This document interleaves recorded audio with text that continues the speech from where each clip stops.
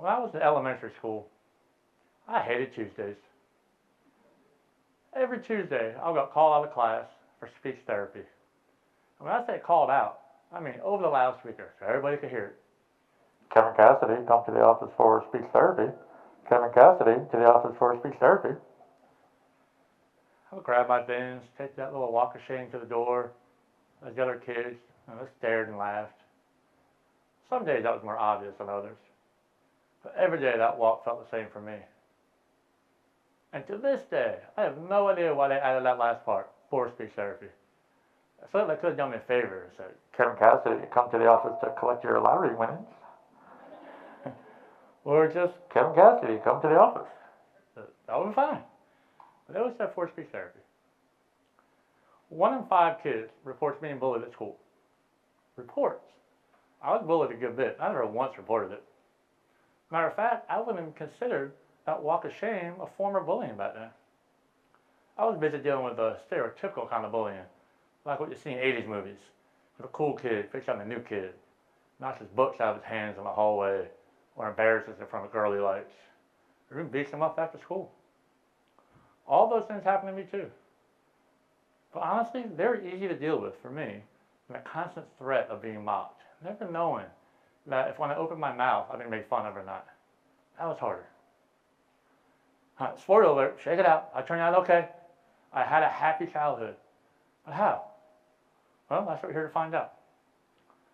Bullying has been around a long time, maybe forever. Might even be in our DNA. In 2013, a group took a look at bullying from the evolutionary perspective and said that the behavior is instrumental to forming a pecking order, similar to other species in which a group's hierarchy is relatively stable. Established hierarchies prevent constant power battles and facilitate group stability. Okay, so there may be an evolutionary advantage to the act of bullying that our species needed. All right, well, if that's true, pretty safe to say bullying is not going anywhere anytime soon. It's not just an issue in schools. 30% of Americans report being bullied at work. Bullying is a lifelong problem, and we need a lifelong solution. Bully prevention methods only reduce reported bullying by 20%, which isn't nothing, and we've got to continue that fight. But it's such a big issue, we got to attack it from multiple angles. I'm here to talk about the bully-proof angle. Like I said, I was bullied as a kid, and not just for how I talked. I was born with a severe cleft palate, had a lot of surgeries in my youth to fix my mouth and face and nose. And in junior high, I had no upper lip, only 2 funny-looking teeth. I earned the nickname Rat Boy. A name I obviously didn't like, but it was so prevalent, I answered to it. Now again, spoiler alert, I turned out great. I had a happy childhood. But how? How did I go from Rat Boy to Marvel movies? Another spoiler, I ended up as a Hollywood stuntman for over 17 years working on some of the biggest movies in the world. Told you, it turned out all right. Well, mentally, physically, I'm a mess. But those tools I learned in school to help me conquer bullying, those are the same tools I use to conquer the crazy world of Hollywood. And I organize these tools in a way I can teach them to other people. I've created a bully-proof formula that consists of 1 mentality, 1 way of thinking, and 2 habits to repeat. Now, before we get to that formula, we have to define the term. What does it even mean to be bullied? Now, we remember the stereotypical kind of bullying from the 80s movies. But what about that walk of shame or the constant fear of being mocked? See, all those things elicit the same feelings in me, same response. Namely, I was scared, I was intimidated, I was self-conscious. See, I learned that the external catalyst could change in a lot of different ways. Man, that response, I was consistent. So for the sake of this talk, bullying is anything that elicits that response, scared, intimidated, self-conscious. Guess what? They're not limited to schools. We get this response time and time again in our lives.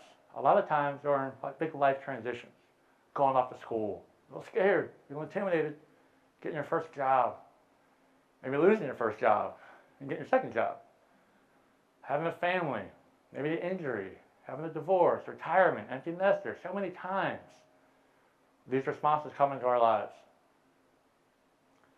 And the foundational response, the response that the rest of them are built upon, is that last one, self-conscious. Which is to say you have a lower level of self-confidence. Man, when you're really self-confident, you don't get that scared. You don't get that intimidated. When I was in school, the more confident I became, the less bullying bothered me. The less it bothered me, the less I got bullied. Technically, for this definition though, if it didn't bother me, if it didn't elicit that response, was I even bullied? Maybe that's why I had a happy childhood. Confidence, particularly self-confidence, that's at the foundation of being bully-proof. It's hard to build. But the way to build that is the first step of this bully-proof formula. And it's knowing the difference of who you are and what you are. If I ask you right now, what are you? What would you say? If I ask you, who are you? How would you respond? For the sake of this talk, what you are is anything external. Your job title, what your face looks like, how you talk. Who you are is anything internal. Are you hardworking? Are you arrogant? Are you kind?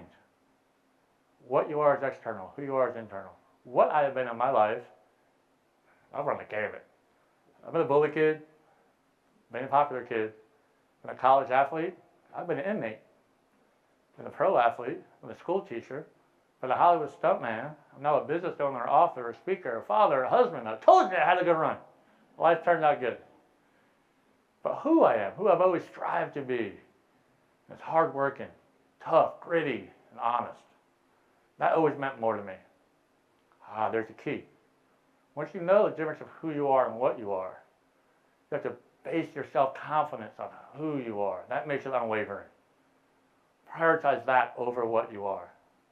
Who over what? Wow, it's your wow factor. People will prioritize who they are over what they are. Wow. That's what I did in school. I didn't know it at the time. I couldn't do anything about my face or how I talked. I could treat those external catalysts with a little bit of success, surgery and speech therapy, but didn't get to the cause. The cause is how I responded. And I conquered that response by building unwavering self-confidence in who I was. What I was back in school was rat boy. I'm not basing my self-confidence on that. So who I wanted to be was a good friend, a tough kid, and a hard worker. Man, those things were important to me. By the time I got to high school, if you'd have called me a bad friend or a bad teammate, that would have cut me way deeper than call rat boy.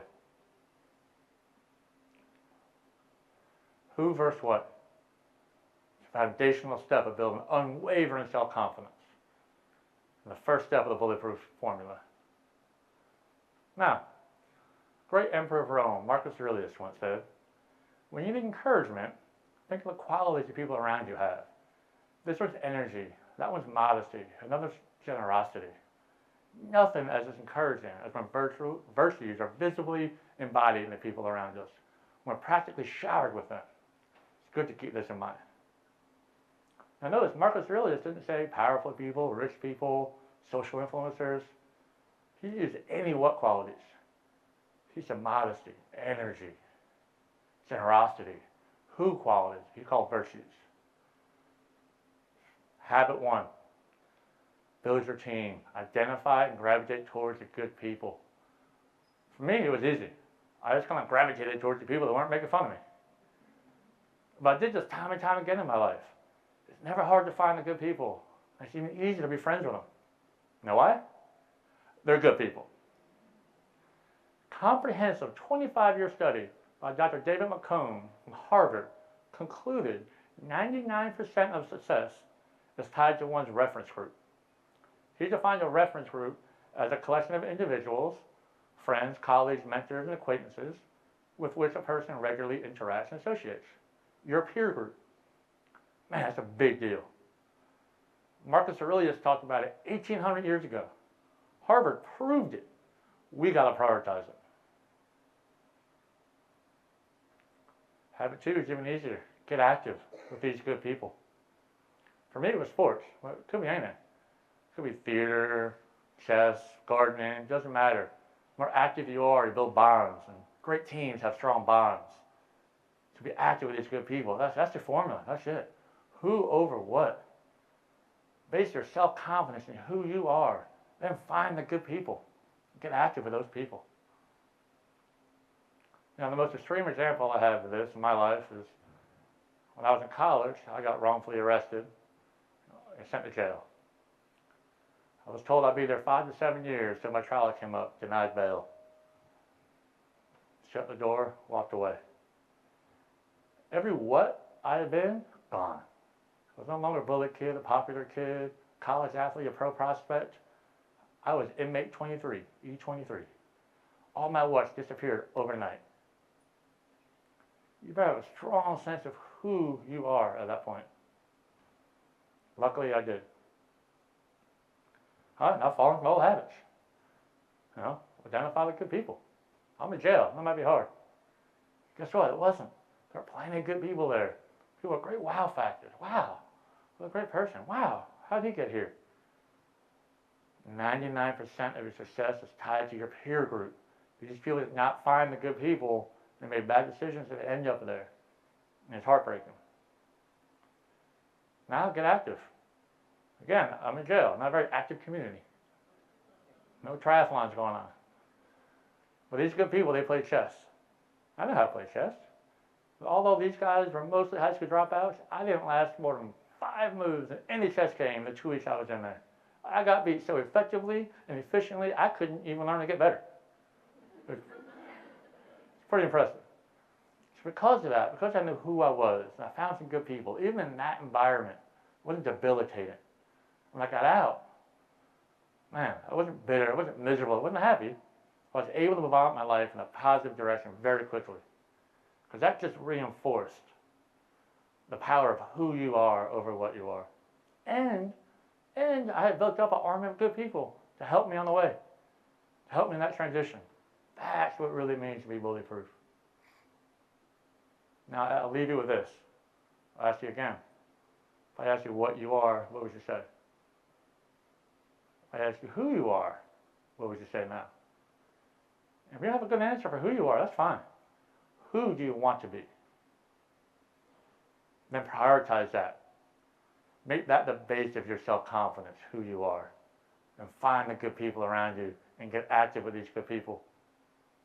And we can all be bully-proof. Thank you.